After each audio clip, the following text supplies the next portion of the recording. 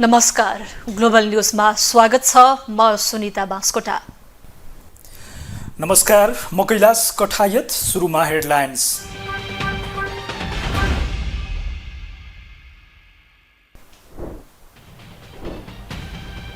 सत्ता नेतृत्वबाट बाहिर निस्किएपछि बल्ल जनताको प्रधानमन्त्री भएको महसुस गरेको प्रचण्डको अभिव्यक्ति। आगामी चुनावमा एमाले कांग्रेसको बुई नचढ्ने उद्घोष। चितवनमा रवि लामिछाने विरुद्ध नारा जुलुस सहित विरोध प्रदर्शन। सहकारी पीडितका नाममा कांग्रेस एमाले कार्यक्रम बिथोल्न खोजेको रासपाको आरोप। मनसुनजन्य विपद प्रभावितहरूको पहिचान गरी तत्काल नाम उपलब्ध गराउन स्थानीय तहलाई गृहमन्त्रीको निर्देशन। 12 जिल्लाका 41 स्थानीय तहलाई संकटग्रस्त क्षेत्र घोषणा। सरकारले विमान परिचारक र परिचारिकाको उमेर हद 5 वर्ष बढाएर 50 पुर्यायो। नेपालीको औसत आयु बढेको भन्दै उमेर हदको निर्णय गरिएको पर्यटन मन्त्रीको दाबी। र अमेरिकामा आगामी महिना हुने राष्ट्रपति चुनाव शान्तिपूर्ण हुने कुरामा विश्वस्त हुन नसकेको राष्ट्रपति बाइडेनको भनाई। ट्रम्पको भड्किलो टिप्पणीमाथि शंका।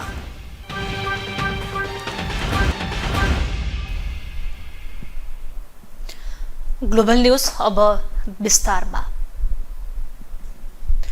सत्ताबाट हुत्तिएर प्रतिपक्षमा पुगेका नेकपा माओवादी केन्द्रका अध्यक्ष पुष्पकमल दाहाल कांग्रेस र एमालेको सहकार्य तोड्ने गरी अनेक अभिव्यक्ति दिन थालेका छन्। उनले प्रधानमन्त्री केपी शर्मा ओलीलाई नीच देखाउँदै आफू प्रधानमन्त्री भन्दा माथि रहेको टिप्पणी गरेका छन्। दाहाल पछिल्लो समय आफूलाई शक्तिमा राखेर सरकारलाई दबाव बढाउने र सत्तामा फर्कने रणनीतिमा देखिन्छन्। एक रिपोर्ट। सत्ता बाहिर रहँदा पानी बिनाको माछा जस्तै बनेका पूर्व प्रधानमन्त्री तथा नेकपा माओवादी केन्द्रका अध्यक्ष पुष्पकमल दाहाल फेरि सत्तामा फर्किन अनेक हत्कण्डा अपनाउन थालेका छन्। पार्टी सत्ता केन्द्रित हुँदा टुटेको जनमत फर्काउनको लागि जनतामा फर्किने उद्घोष गरेका दाहाल पछिल्लो समय आफूलाई शक्तिमा राखेर सरकारलाई दबाव बढाउने र सत्तामा फर्किने रणनीतिमा देखिन्छन्। दुई ठूला दल कांग्रेस एमाले मिलेपछि सत्ताबाट हुत्तिएर विपक्षी कित्तामा पुगेका दाहाल पछिल्लो समय आफूलाई प्रधानमन्त्री भन्दा पनि माथिल्लो तहको व्यक्ति भइसकेको बताउन थालेका छन्। अन्तर्राष्ट्रिय शक्तिले समेत आफूलाई प्रधानमन्त्री भन्दा माथिल्लो दर्जा दिएको अभिव्यक्ति दिएर दाहाल मनको लड्डु घिउसँग खाइरहेका छन्। पछिल्लो समय उनी कांग्रेस र एमालेको बीचमा फाटो ल्याउन प्रधानमन्त्री केपी शर्मा ओलीलाई नीचो देखाएर आफू शक्तिशाली भएको दावी गरिरहेका छन्। तर प्रधानमन्त्री भन्दा आफू बलियो रहेको भने दाहालले प्रमाणित गरिसकेका छैनन्। सर्वदलीय बैठक आह्वान गरेकोदेखि सामाजिक सञ्जालमा ओली भन्दा लोकप्रिय बन्न गरेको होडबाजीले नै पछिल्लो समय दाहालले नेपाली राजनीतिको आफू सुपर हिरो रहेको प्रमाणित गर्न खोजेको प्रश्न हुन्छ। उनी अहिले आफूले बालुवाटार छोडेदेखि जनताको प्रधानमन्त्री भएको महसुस गरेको बताइरहेका छन्। बालुवाटारमा हुँदा कता कता सरकारी कामकाजहरू, कर्मचारी तन्त्र, विभिन्न नियम कानुनका झमेला अनेकले जनतासँग जोडिन नपाएको अहिले प्रधानमन्त्रीबाट बाहिर निक्लिँदा म बल्ल साँच्चै जनताको प्रधानमन्त्री हुन थालेको जस्तो मलाई महसुस भएको छ र मलाई लाग्छ तपाईहरुले पनि त्यस्तै महसुस गर्नु भएको होला। अध्यक्ष दाहाल मात्रै होइन, नेकपा माओवादी भित्रका उनी निकटका नेताहरू पनि दाहालको गुणगान गाउनमा व्यस्त छन्। उपाध्यक्ष समेत रहेका प्रवक्ता अग्नि प्रसाद सापकोटाले त अध्यक्ष दाहाल अहिले विश्वको रङ्गमञ्चमा असाधारण राजनैतिक ब्रान्ड बनेको बताएका छन्। उनले दाहालको नेतृत्वमा नै समाजवादको लक्ष्यमा पुग्न सकिने बताएका छन्। एउटा अद्भुत तागत, अद्भुत आत्मविश्वास र सक्रियता उहाँमा पैदा भयो। मैले धेरै भन्नुपर्छ र एउटै कुरा सम्झनुहोस् न, त्यो कुरा के हो त भन्दाखेरि मिर नफाड्दै अथवा उज्यालो नहुँदै उहाँ रुकुम जाजरकोट पुग्नुभयो मात्रै होइन, अन्तर्राष्ट्रिय राजनीतिक रङ्गमञ्चमा हिजो जनयुद्धको बेलामा नेपालतिर हेर सारा नयाँ संसार जन्मिँदैछ। नेपाल जन्मिँदै होइन, नयाँ नेपाल, नयाँ संसार जन्मिँदैछ भनेर सबैले सुनेका थिए। आज संयुक्त राष्ट्रको महासचिवदेखि लिएर विश्व राजनीतिक रङ्गमञ्चमा प्रचण्ड एउटा असाधारण खालको राजनीतिक ब्रान्ड बनेको छ। दाहाल प्रधानमन्त्री ओलीले आफूलाई धोका दिएर कङ्ग्रेससँग मिलेको भन्दै एमाले विरुद्ध पछिल्लो समय आक्रामक रूपमा प्रस्तुत हुँदै आइरहेका छन्। आगामी निर्वाचनमा एक्लै लड्ने सम्मको घोषणा गरेका दाहाल सत्ताका लागि भने अझै कङ्ग्रेसप्रति आशावादी नै देखिएका छन्। उनले अब आफूहरू पार्टी निर्माणको अभियानमा भएकाले सरकारमा जान आफूहरूलाई कुनै हतारो नभएको जिकिर गर्दै आइरहेका छन्। तर पछिल्ला दिनमा दाहालले कङ्ग्रेस एमाले गठबन्धन टुट्ने दाबी गर्न थालेका छन्। नेकपा माओवादी केन्द्रका अध्यक्ष पुष्पकमल दाहाल प्रचण्डले आगामी उपनिर्वाचन र 2084 को निर्वाचनमा आफ्नो पार्टीले सबै तहमा एक्लै उम्मेदवारी दिएर प्रतिस्पर्धा गर्ने बताएका छन्। नेकपा माओवादी केन्द्र दोलखा काठमाडौँ सम्पर्क समन्वय समितिले आज आयोजना गरेको भेटघाट तथा अन्त्यक्रियालाई सम्बोधन गर्दै उनले मङ्सिरमा हुने स्थानीय तहको रिक्त स्थान र 84 को आम चुनावमा एक्लै उम्मेदवारी दिने बताएका हुन्। विगतमा कहिले कांग्रेस र कहिले एमालेसँग गठबन्धन गरेर चुनाव लड्दा माओवादीको पहिचान नै कमजोर हुन पुगेको उल्लेख गर्दै उनले अब देशव्यापी रूपमा एकल प्रतिस्पर्धामा जाने गरी पार्टीले तयारी थालेको र त्यसको सुरुवात आगामी मङ्सिरमा हुने उपनिर्वाचनबाट गरिने बताएका छन्। आफ्नो पार्टीले सरकारमा रहँदा सुशासन, सामाजिक न्याय र आर्थिक समृद्धिका पक्षमा थालेको अभियान र त्यसकै कारण सरकारबाट हटाइएकाले जनतामा माओवादीप्रति नयाँ आशा र आकर्षण पैदा भएको उल्लेख गर्दै आगामी निर्वाचनमा एक्लै विजय प्राप्त गर्ने तयारी थाल्ने प्रचण्डको भनाइ छ। कहिले कांग्रेससँग कहिले एमालेसँग समीकरण गरेर निर्वाचन लड्दा कता कता माओवादीकै पहिचान हराउन लागेको हो कि भन्ने आशंका सर्वत्र भएको छ र यो पटक हामी आफ्नै खुट्टामा उभिएर अहिले मात्रै होइन 84 को निर्वाचनमा पनि माओवादी एक्लै 165 सिटमै 330 प्रदेशमा र सबै पालिकामा पनि हामी एक्लै चुनाव लडेर फेरि एकचोटि माओवादीलाई आफ्नो पहिचान सहित स्थापित गर्ने हामीले संकल्प लिँदैछौँ। पछिल्लो समय टाहनु लगायतका कतिपय संस्थामा कांग्रेस एमाले मिल्दा पनि माओवादी एक्लैले चुनाव जितेको उल्लेख गर्दै अध्यक्ष प्रचण्डले अहिले देशव्यापी रूपमा देखिएको जनताको आशा र आकर्षणलाई संगठन निर्माण र जनपरिचालनसँग जोडेर आगामी निर्वाचन एक्लै जित्ने वातावरण बनाउने समेत दाबी गरेका छन्। सहकारी ठगी प्रकरणमा जोडिएका रासपा सभापति रवि लामिछाने विरुद्ध चितवनमै नाराबाजी भएको छ। लामिछानेको निर्वाचन क्षेत्रमै उनी विरुद्ध नाराबाजी भएको हो। सहकारी पीडितहरूसँग रासपा कार्यकर्ताहरूको घम्सी नै परेको छ। घटनामा परेर केही व्यक्ति घाइते समेत भएका छन्। एक रिपोर्ट। अघिल्लो निर्वाचन ताका जनलहर पाएका रासोपा सभापति रवि लामिछाने विरुद्ध उनकै निर्वाचन क्षेत्रमा उनी विरुद्ध नै नाराबाजी भएको छ। सभापति लामिछाने सहकारी ठगी प्रकरणमा संलग्न भएको आरोप लागेपछि अहिले रवि विरुद्ध प्रदर्शन गर्ने क्रम समेत सुरु भएको छ। चितवनको मुगलिङमा मतदातासँग सुनवाई कार्यक्रम सकेर शनिबार नारायणगढ पुगेका लामिछानेका समर्थकसँग सहकारी पीडितहरूको घम्सी नै पर्यो। घटनामा परेर 2 जना घाइते भएको र उनीहरूको उपचार जारी रहेको जनाइएको छ।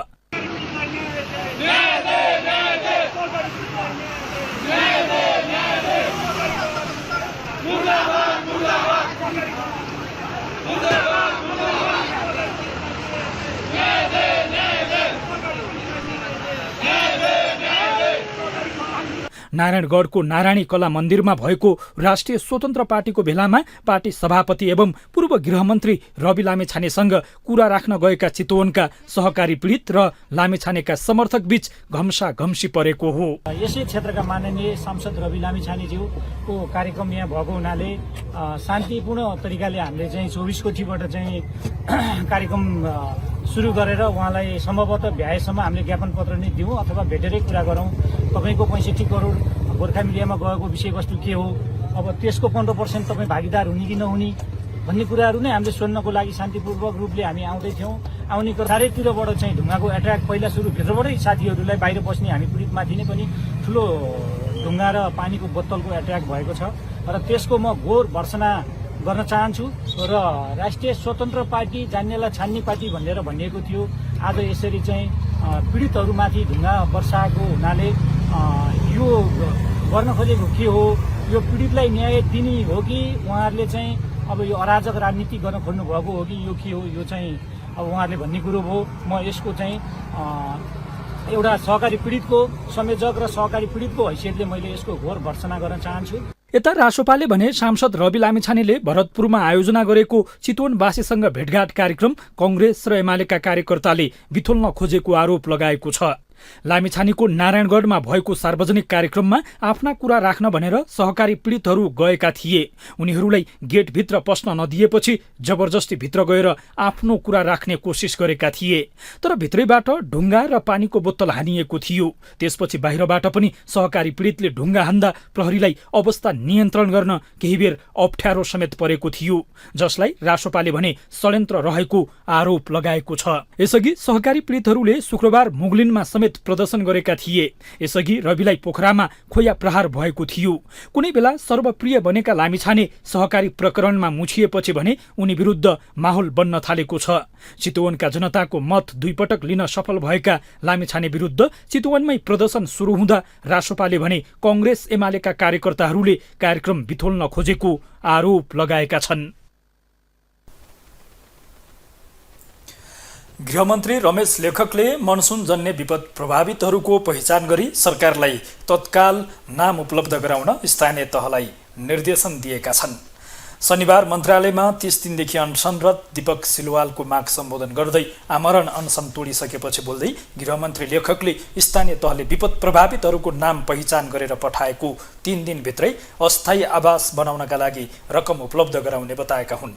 त्यसको लागि स्थानीय तहले चाँडोभन्दा चाँडो लाभग्राही पहिचान गरेर सङ्घ सरकारलाई नाम पठाउनु पर्ने उनको भनाइ थियो। साथै उनले अविरल वर्षाका कारणले देशभर बाढी र पहिरोका कारणले ठूलो जनधनको क्षति भएको उल्लेख गर्दै सरकार गम्भीर भएर काममा लागेको समेत उल्लेख गरेका छन्। त्यसमा राज्यले सम्पूर्ण आफ्नो चाहिँ त ध्यान केन्द्रित गर्नेछ। उद्धारका सवालमा, राहतको सवालमा, पुनर्निर्माणको सवालमा, पुनर्स्थापनाको सवालमा, जस्तो पूर्ण रूपले क्षति भएका घरको लागि तत्काल अस्थायी आवास बनाउनका लागि रकम निकासा गर्ने कुरा अगाडि बढेको छ।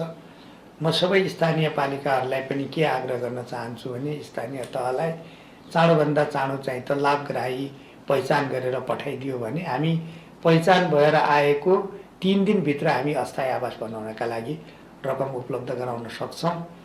अब यो कुरालाई चाहिँ त विशेष ध्यान दिएर हामी अगाडि बढ्नेछौँ। प्रसव पीडामा परेको महिला र ज्यान जोखिममा परेका ग्रामीण भेगका नागरिकको स्वास्थ्य उपचारका लागि आपतकालीन हेली उद्धारको माग राखी भदौ 21 गतेदेखि सिलवाल आमरण अनसनमा बसेका थिए। सरकारले बाढी पहिरो प्रभावित 12 जिल्लाका 41 स्थानीय तहलाई विपद सङ्कटग्रस्त क्षेत्र घोषणा गरेको छ। शुक्रबार बसेको मन्त्री परिषद बैठकले बाढी पहिरोबाट बढी प्रभावित स्थानीय तहलाई 3 महिनाका लागि विपद सङ्कटग्रस्त क्षेत्र घोषणा गर्ने निर्णय गरेको हो। राष्ट्रिय विपद जोखिम न्यूनीकरण तथा व्यवस्थापन प्राधिकरणको कार्यकारी समितिले बाढी पहिरो र डुबानबाट बढी प्रभावित विभिन्न जिल्लाका स्थानीय तहलाई विपद सङ्कटग्रस्त घोषणा गर्न सिफारिस गरेको थियो। सोही सिफारिसका आधारमा मन्त्री परिषद बैठकले विपद सङ्कटग्रस्त क्षेत्र घोषणा गरेको सञ्चार तथा सूचना प्रविधि मन्त्री एवं सरकारका प्रवक्ता पृथ्वी सुब्बा गुरुङले जानकारी दिए। विपद सङ्कटग्रस्त क्षेत्र घोषणा गरिएका स्थानीय तहमा पुनः स्थापना पुनर्निर्माणको कामलाई प्राथमिकताका साथ तीव्रता दिने गरिन्छ। त्यसका लागि खरिद प्रक्रिया पनि सरल रहेको छ। नेकपा माओवादी केन्द्रका वरिष्ठ उपाध्यक्ष नारायण काजी श्रेष्ठले नेपालले भारत र चीन दुवै छिमेकी मुलुकसँगको सम्बन्धलाई प्राथमिकताका साथ अघि बढाउनु पर्ने बताएका छन्। मुलुकको आर्थिक समृद्धिको कार्यभारलाई पूरा गर्न पनि सरकारले भारत र चीन दुवै मुलुकसँगको सम्बन्धलाई समानतामा आधारित भएर प्राथमिकताका साथ अघि बढाउनु पर्ने श्रेष्ठले बताएका छन्। शनिबार काठमाडौँमा आयोजित नेपाल भेनेजुएला मैत्री सङ्घ घोषणा कार्यक्रममा बोल्दै वरिष्ठ उपाध्यक्ष श्रेष्ठले नेपालले जहिले पनि राष्ट्रिय हितलाई केन्द्रमा राखेर अन्य देशसँगको सम्बन्धलाई अघि बढाउनु पर्ने स्पष्ट समेत पारेका छन्। साथै श्रेष्ठले विश्व राजनीतिक एसिया केन्द्रित भइरहेकाले नेपालले पनि भूराजनीतिक संवेदनशीलतालाई बुझेर परराष्ट्र सम्बन्धलाई अघि बढाउनु पर्नेमा जोड दिएका छन्। देशको राष्ट्रिय हितलाई केन्द्रबिन्दुमा राखेर अगाडि बढ्ने र सबैसँग मैत्रीपूर्ण सम्बन्ध राख्ने नीतिलाई नेपालले अघि बढाउनु पर्ने उनको भनाइरहेको छ। उच्चशीलका मान्यतालाई अवलम्बन गर्ने, संयुक्त राष्ट्रको बडपत्रलाई मूल आधार बनाउने, असंलग्नतालाई स्वीकार गर्ने र आफ्नो देशको राष्ट्रिय हितलाई केन्द्रबिन्दुमा राखेर अगाडि बढ्ने र सबैसँग मैत्रीपूर्ण सम्बन्ध राख्ने नीतिलाई अगाडि बढाउँछ। यसलाई हामीले केन्द्रबिन्दुमा राखेर यसमा विचलित नभइकन अरूसँग मैत्रीपूर्ण सम्बन्ध हामी राख्न चाहन्छौँ। हामी अरू सबै देशसँग, जसको भेनेजुएलासँग सम्बन्ध जस्तोसुकै होस्, ती सबै राष्ट्रहरूसँग हामी मैत्रीपूर्ण सम्बन्ध राख्न चाहन्छौँ। खालि हाम्रो कुरा के हो भने कुनै देशलाई तपाईँहरूले हस्तक्षेप गर्नु हुँदैन, हामीलाई पनि नगर्नुहोस्, अरूलाई पनि नगर्नुहोस् भन्ने हो र चाहिँ अग्रगामी परिवर्तनको दिशातिर मानव समाजलाई अगाडि बढाउनुपर्छ र त्यो अग्रगामी परिवर्तनमा अहिलेसम्म देखा परेको सबभन्दा राम्रो व्यवस्था चाहिँ समाजवाद हो भन्ने हाम्रो मान्यता हो। वरिष्ठ उपाध्यक्ष श्रेष्ठले स्वतन्त्र परराष्ट्र नीति नेपालले अवलम्बन गर्दै आएको र त्यसमा कति पनि विचलित हुन नहुने उल्लेख गरेका छन्। ग्लोबल न्युजमा एकैछिन ब्रेक।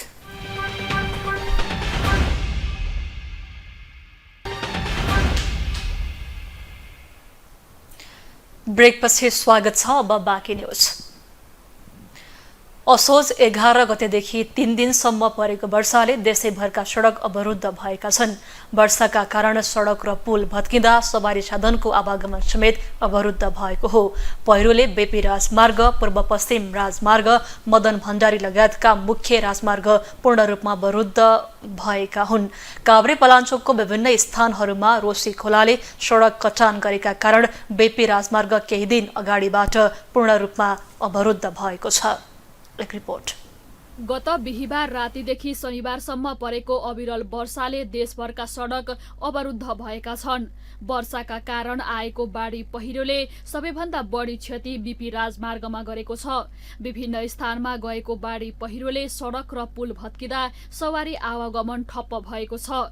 काभ्रे पलाञ्चोकको विभिन्न स्थानहरूमा रोशी खोलाले सडक कटान गरेका कारण बिपी राजमार्ग केही दिन अगाडिबाट पूर्ण रूपमा अवरुद्ध भएको छ। बिपी राजमार्गको 12 किलोमिटर सडक रोशी खोलाको बाढीले बगाएपछि बिपी राजमार्ग पूर्ण रूपमा अवरुद्ध भएको छ। शनिबार रोशी खोलाको बाढीले काभ्रेको चौकी डाँडादेखि नेपालथोकसम्मको सडक बगाएको थियो। नेपाल प्रहरीका अनुसार बिपी राजमार्ग, पूर्व पश्चिम राजमार्ग, मदन भण्डारी राजमार्ग पूर्ण रूपमा अवरुद्ध भएको छ भने पृथ्वी राजमार्ग, अरनिको लोकमार्ग, मध्य पहाडी लोकमार्ग एकतर्फी सुचारू भएको छ। विभिन्न स्थानमा खसेको पहिराका कारण बिपी राजमार्ग, फर्पिङ र कान्ती लोकपथ हुँदै उपत्यका भित्रिने र बाहिरिने सवारी साधन चल्न सकेका छैनन्। त्यस्तै कान्ती लोकपथ, सिस्नेरी दक्षिणकाली सडक खण्ड, भीमफेदी कुलेखानी फाखेल काठमाडौँ पूर्ण रूपमा अवरुद्ध भएको छ। त्यसैगरी 12 बिसे तातोपानी सडक खण्ड पनि पूर्ण रूपमा अवरुद्ध भएको छ। यता दशैं सुरु भएसँगै अवरुद्ध भएको सडक खुल्ने अवस्था नदेखिएपछि बिपी राजमार्ग हुँदै दशैंमा घर जान तयार भएका आम नागरिकहरू भने सरकारले छिटोभन्दा छिटो बाटो खुलाइदियोस् भन्ने चाहनामा छन्। यो अकस्मात भएको घटना हो। अब यसलाई सरकारलाई पनि दोष दिन मिल्दैन धेरै होइन। यो झरीले गर्दा एक ठाउँ मात्रै जताततै भइरहेको छ। अब यो दसैँको मुख पनि भयो। अब यहाँनिर चाहिँ अलि काम त भइरहेकै छ होइन, अलिक छिटोभन्दा छिटो होस् भन्न चाहन्छु। अब मेन कुरा हेर्ने भने अब तपाईँको बिपी राजमार्ग र तपाईँको यता तलतिर मुगलिङ सडक खण्डको तपाईँको मेन यही बाटो काठमाडौँबाट बाहिरिने, यो बाटोमा त मुगलिङ सडक खण्ड लगभग बनेर आवतजात भइसक्यो भने बिपी राजमार्ग चाहिँ एकदम खुल्न बाँकी छैन। मेरो घर पनि त्यतै भएकोले अहिलेसम्म आउने जाने टुङ्गै छैन कि, बाटै खुलिएको छैन। अब काम छिटो छिटो होस्, अब अस्थायी रूपमा भए पनि एकदम आवत जाओस् र काम चाहिँ सहज होस् भन्न चाहन्छु। त्यही हो। यसबाहेक अन्य नाकाबाट भने सवारी साधन सञ्चालन भइरहेका छन्। सिन्धुलीको गोलन्जोर गाउँपालिकाका विभिन्न स्थान र फिकल गाउँपालिका 2 मा खसेको पहिरोले मध्य पहाडी लोकमार्गको आवागमन अवरुद्ध भएको छ। रामेछापको मन्थली नगरपालिका 6 स्थित सुनकोशी नदीले पुल बगाउँदा खुरकोट मन्थली चल्ने सवारी साधनको आवागमन पनि पूर्ण रूपमै रोकिएको छ। सगरमाथा राजमार्ग अन्तर्गत उदयपुरको रौतामाई गाउँपालिका 5 र खोटाङको खोटेहाङ गाउँपालिका 11 जोड्ने पुल भत्किएकाले आवागमन प्रभावित भएको छ। मेची राजमार्गमा पर्ने 5 थरको फिदिम नगरपालिका र हिलाहाङ गाउँपालिका जोड्ने हावा खोलामा रहेको बेली ब्रिज बाढीले बगाउँदा आवत जावत रोकिएको छ। ग्लोबल टेलिभिजनका लागि क्यामेरामा अधिराज राणाका साथमा जुनिसा कोइराला, काठमाडौँ। अब ग्लोबल भोइस।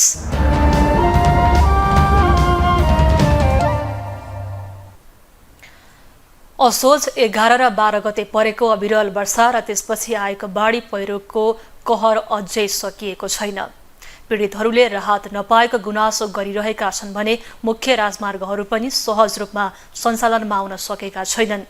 नेपालीहरूको मुख्य चाड दशैंको मुखमा नै आइलागेको विपदका कारण शहरमा बस्नेहरू सडकको असहजताका कारण गाउँघर फर्किन नसकेका हुन्।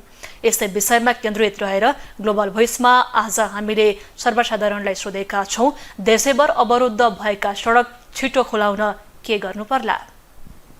सरकारले छिटोभन्दा छिटो पहल गरेदेखि हामीलाई पनि सहज हुने थियो जानको लागि। अहिले जम्मैतिर बन्द भइरहेको छ, त्यही भएर जान पाएको छैन। सरकारले पहल गर्दैदेखि हामी जान्थ्यौँ। ओखलढुङ्गा छैन।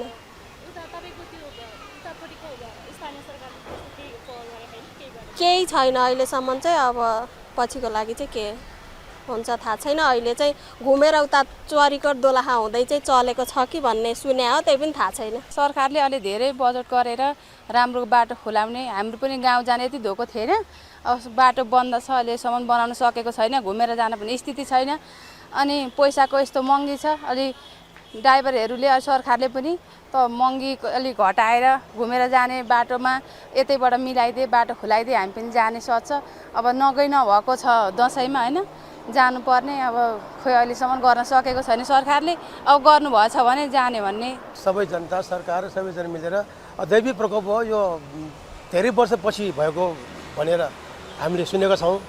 त्यसकारण यसमा हामीले दुःख त सबैलाई लागेको छ। यसमा हामीले धैर्यता अपनाएर सबैजनाले एक अर्कामा सहयोग गरेर के गर्दाखेरि अब यसको छिट्टै यसको मर्मत हुन्छ, यसको छिट्टै चाहिँ यसको चाहिँ व्यवस्थापन सरकारबाट गरिन्छ। त्यो अनुसारको हामी सबैजना मिलेर यसलाई पहल गर्नुपर्छ जस्तो लाग्छ मलाई। राज्य विहीनताको अवस्थामा छौँ हामीले। सरकार छ भन्ने कुराको जनताले चाहिँ महसुस गर्न पाएको छैन। अब मन्त्रीहरू सम्बन्धित विभागको मन्त्रीहरू कहाँ हुनुहुन्छ, के गर्दै हुन्छ, उहाँहरूलाई केही अत्तो पत्तो छैन। अब अमेरिकाबाट फर्केपछि प्रधानमन्त्रीले दिएको जवाफ पनि हामीले सुन्यौँ। लाजो मर्दो जवाफ दिनुभयो उहाँले। अब भैँसी दुन गएको थिएँ र म, पहिरो बाढी आएको मलाई थाहा हुन्छ र मैले सुनेर मैले गएर चाहिँ अब भएपछि पो गर्ने हो भन्नुहुन्छ। राज्यले भन्ने त्यस्तो होइन। अब 6-7 किलोमिटर लगभग 10-12 किलोमिटर बाटो भत्किएको छ, सिन्धुलीबाट जाने बाटोहरू। यतापट्टिको बाटोमा पहिरो अब 70-80 ठाउँ 100 ठाउँ लगभग पहिरो झर्ने खतरा छ होइन। त्यसले गर्दाखेरि चाहिँ वैकल्पिक बाटोहरू सकेसम्म चाँडो त्यहाँको स्थानीय निकाय, अब प्रदेश सरकार अनि सङ्घीय सरकार सबै मिलेर अनि त्यसपछि निजी सङ्घ संस्थाहरूले पनि सहयोग गर्नु पर्यो। यसलाई चाहिँ चाँडो गरेर खुलाउँदाखेरि राम्रो हुन्छ होला।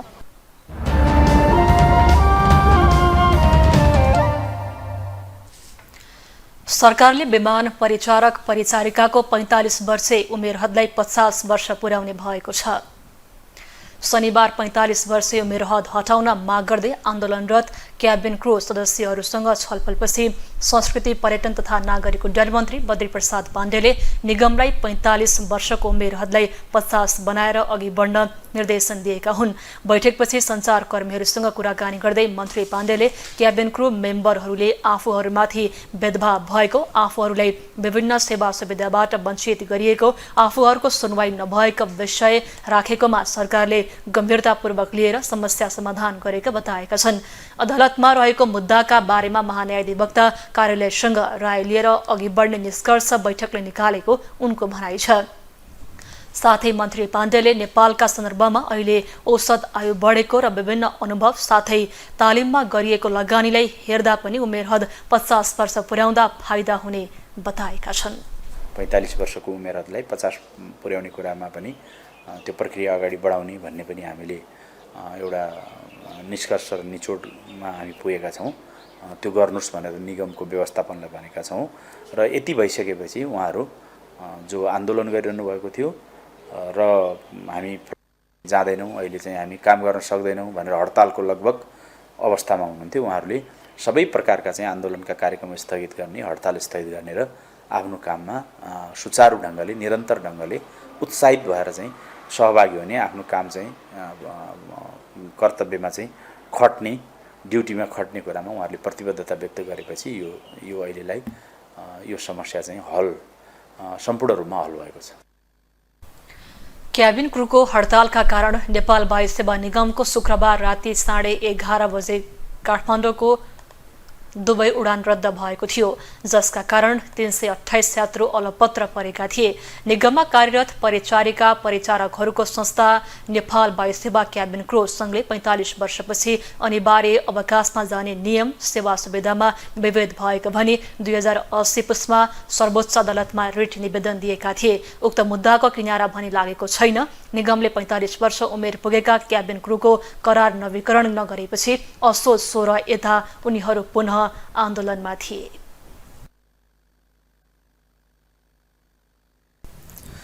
शिक्षकहरूले नेपालको संविधानले समाजवाद उन्मुख शिक्षा प्रस्तावनामा राखेर संवैधानिक हकको रूपमा शिक्षा र ट्रेड युनियनलाई प्रबन्ध गरे पनि व्यवहारमा रूपान्तरण गर्न नसकेको गुनासो गरेका छन्। नेपाल राष्ट्रिय शिक्षक संगठनले संविधानको धारा 31, 34 र 39मा शिक्षा सम्बन्धी हक, श्रमको हक र बालबालिकाको हकहरू उल्लेख गर्दै तिनीहरूको यथार्थ अनुभूतिका लागि जोड दिन आवश्यक रहेको बताएका हुन्। आईएलओको अभिसन्धि नम्बर 87, 181, 151मा नेपाल सरकारले हस्ताक्षर गरेको तर लागू नगरेकोमा उनीहरूको आपत्ति थियो। निशुल्क तथा अनिवार्य शिक्षाको व्यवस्था, समावेशी लैङ्गिक समानताको व्यवस्थामा विगतका वर्षहरूभन्दा उल्लेखनीय सुधारहरू भए पनि गुणस्तरमा अझै चुनौतीहरू रहेको संगठनका महासचिव हंस बहादुर शाहीले बताएका छन्। सरकारी तथा निजी क्षेत्रका विद्यालयहरूबीच ठूलो अन्तर रहेको र विशेष गरी दुर्गम, पिछडिएको क्षेत्र, मधेस क्षेत्रमा गुणस्तरीय शिक्षा तथा शिक्षकको अभाव देखिएको उनको भनाइ थियो। साथै उनले शिक्षकहरूको पेशागत विकास, तलबमान र कामको वातावरण जस्ता पक्षहरूमा पनि सुधार आवश्यक रहेको बताएका छन्। कार्यक्रमहरूको सुरुवात गर्नुपर्छ। शिक्षामा नीतिगत सुधार ल्याउन शिक्षकहरूको परामर्शलाई प्राथमिकता दिनुपर्छ। साथै अर्थपूर्ण सामाजिक संवादको कानुनी प्रबन्ध गरिनुपर्छ। शिक्षकहरूमा सम्मान र प्रेरणाका लागि प्रोत्साहन योजना लागू गर्नुपर्छ। बलियो र सुस्पष्ट शिक्षक युनियनले मात्र गेम चेन्जर शिक्षक आन्दोलनको नेतृत्व गर्न सक्दछ। यसरी शिक्षकहरूको आवाजलाई समाजमा संस्थागत गरिने हो भने मात्र शिक्षामा दिगो परिवर्तन सम्भव छ।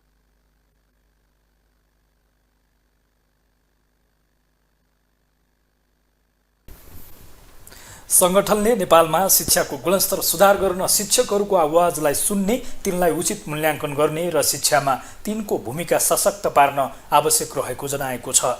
शिक्षाले मात्र समाजमा परिवर्तन ल्याउन सक्ने र शिक्षकहरू त्यस परिवर्तनका प्रमुख सारथी हुने भन्दै त्यसका लागि सबल र प्रभावकारी शिक्षक आन्दोलनको तयारीमा लाग्नुपर्ने संगठनको जोड रहेको छ।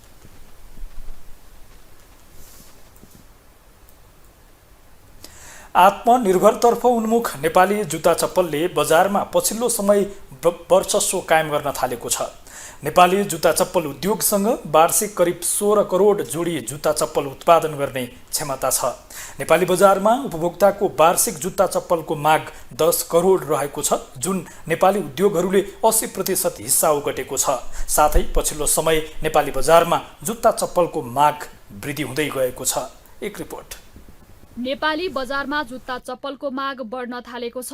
आत्मनिर्भरतर्फ अघि सरेको स्वदेशी जुत्ता चप्पलको माग पछिल्लो समय बढ्दै गएको हो। अहिले नेपालमा वार्षिक 10 करोड नेपाली जुत्ता चप्पलको माग रहेको छ। आगामी वर्षसम्म यो माग बढेर वार्षिक 11 करोड जोर पुग्ने देखिए पनि भएका उद्योगहरू क्षमता अनुसार चल्न सकेका छैनन्।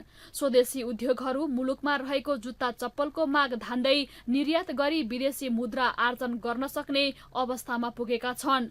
फुटवेयर म्यानुफ्याक्चर्स एसोसिएसन अफ नेपालका अध्यक्ष रुद्र नेउपानेले नेपाली उद्योगीहरूले अहिले बजारको मागलाई पूरा गरी विदेश निर्यात गर्ने सोचमा रहेको बताएका छन्। नेपाली जुत्ता चप्पललाई गुणस्तरीय र आवश्यकता अनुसार उत्पादन गरी विकास गर्दै लगेको उद्योगी व्यवसायीहरूको भनाइ छ।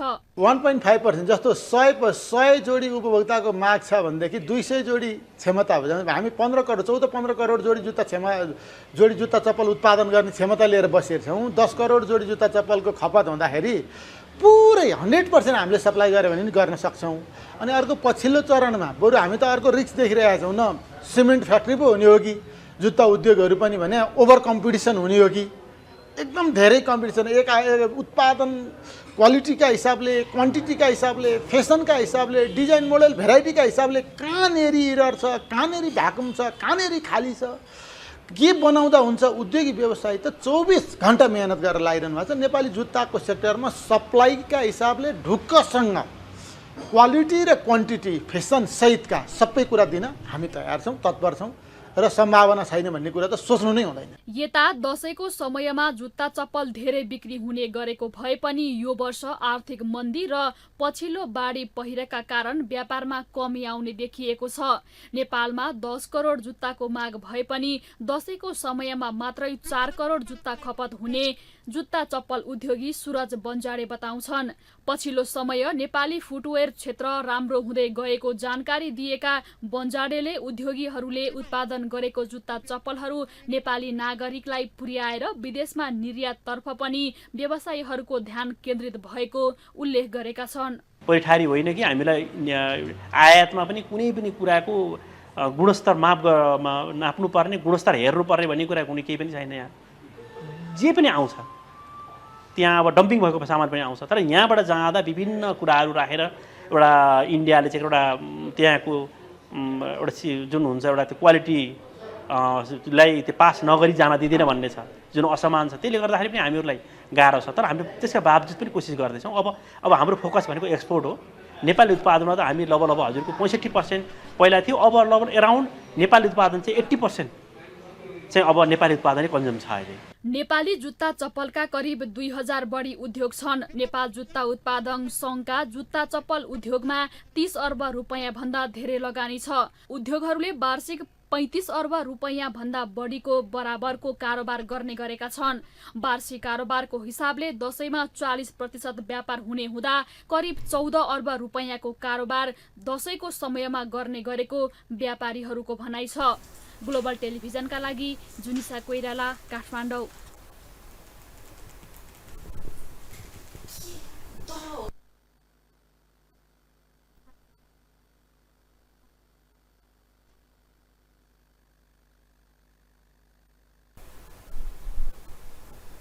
अब इकोनोमिक न्यूज।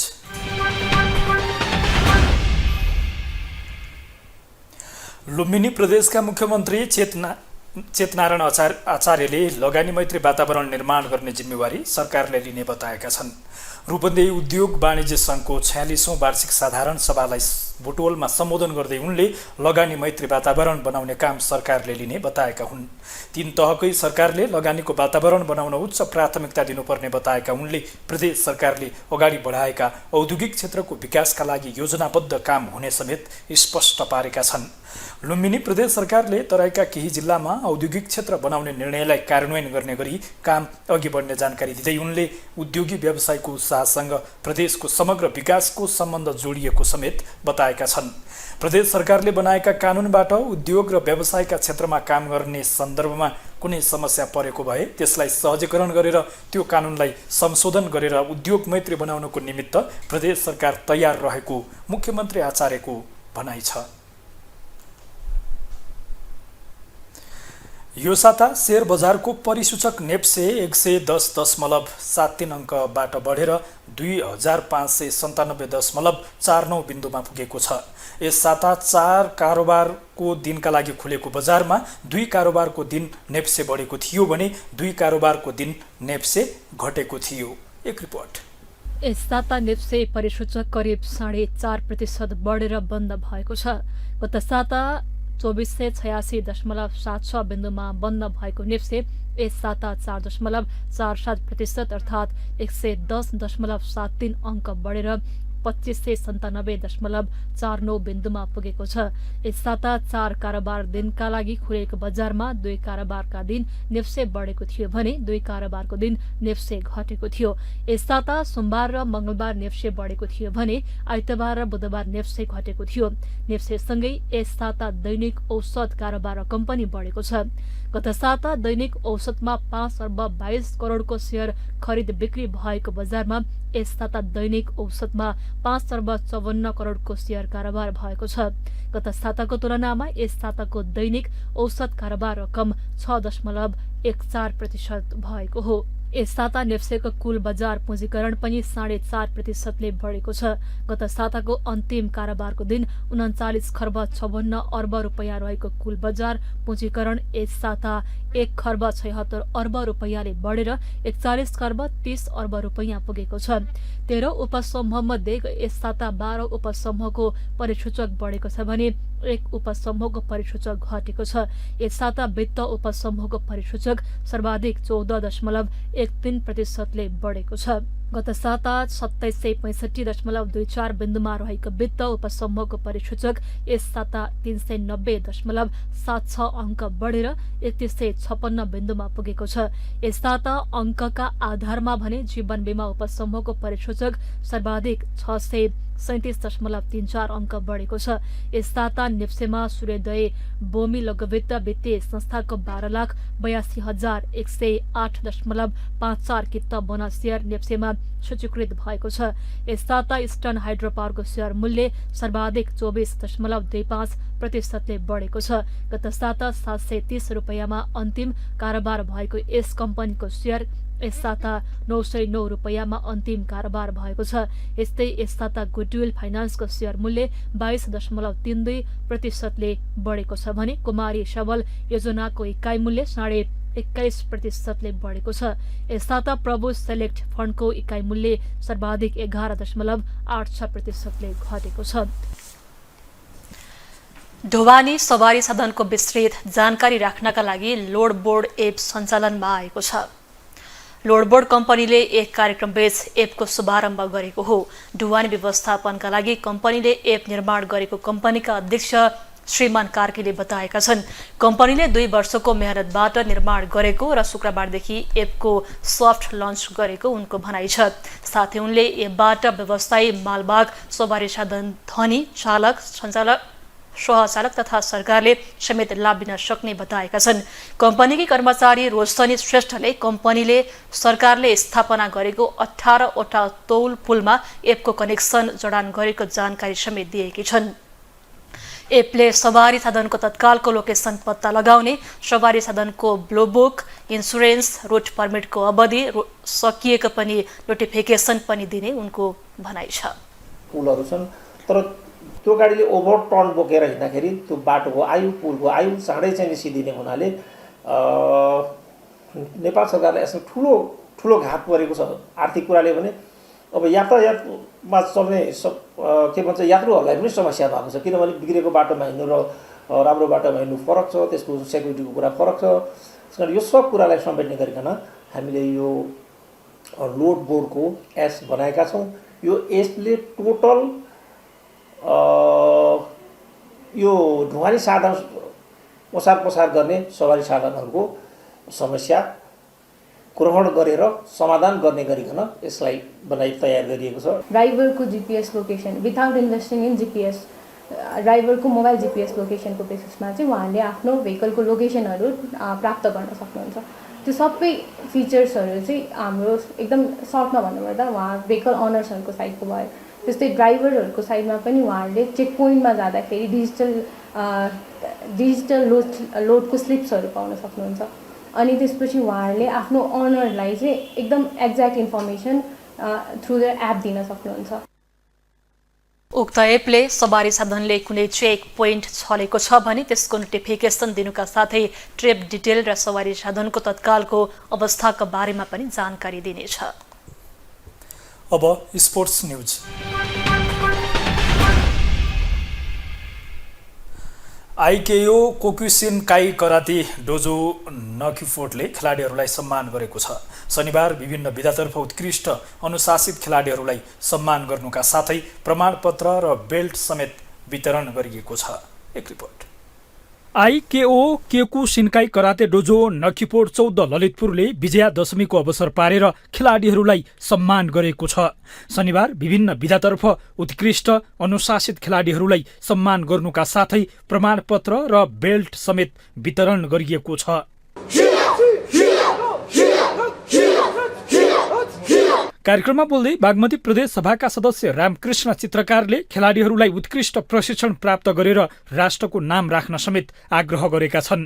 उनले चाडपर्व नजिकिए पनि विपदको सामना गर्नु परिरहेको समेत बताएका छन्। उनले विपदको समयमा सरकारले काम गर्न नसकेको समेत बताएका छन्। हामी चुकिरहेका छौँ। 17-18 वर्ष भइसकेको छ हामीले नयाँ राजनीतिक प्रणाली स्थापना गरेको, तर जनताले त्यो एहसास त्यो महसुस गराउन हामी सफल भइरहेका छैनौँ। यो अत्यन्तै दुःखद पक्ष हो। म सरकारको ध्यान आकर्षण गराउन चाहन्छु र हामीले संसदमा यो विषयमा बोलिरहेका छौँ। जनताका यो आवाजलाई हामीले घन्काइरहेका छौँ। त्यस्तै कार्यक्रममा खेलाडीहरूले विभिन्न डेमोन्स्ट्रेसन देखाउनुका साथै नृत्य समेत प्रस्तुत गरेका थिए।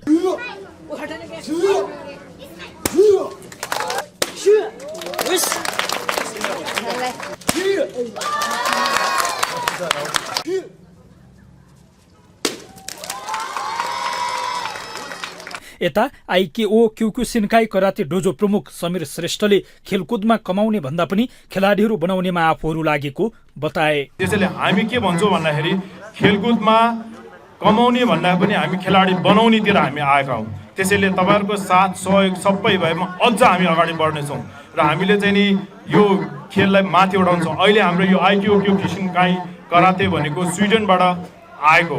हामीले त्यहाँबाट हामीले नेपालको एउटा चाहिँ मेन केन्द्रीय डोजो नै हाम्रो यो क्योकुसिनकाई कराते खेललाई 77 वटै जिल्लामा पुर्याउनको लागि आफूहरू लागि परेको समेत उनले बताएका छन्। ग्लोबल न्युजको अन्त्यमा हेडलाइन्स पुनः एकपटक।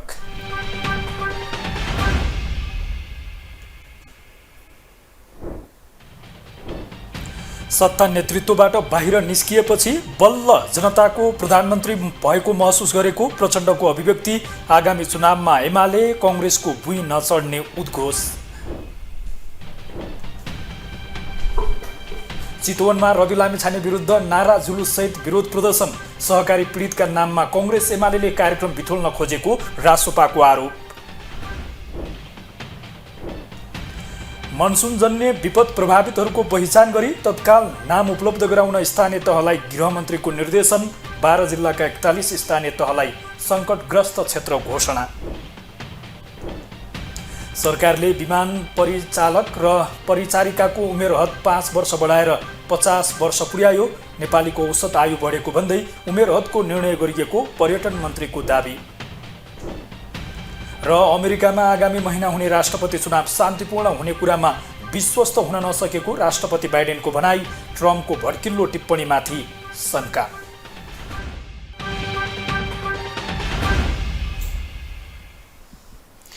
हवस् त ग्लोबल न्युज अहिलेलाई सकियो। ग्लोबल टेलिभिजन तपाईँ फेसबुक तथा युट्युबमा पनि प्रत्यक्ष हेर्न सक्नुहुनेछ। ग्लोबल टेलिभिजन हेर्दै गर्नुहोला। नमस्ते।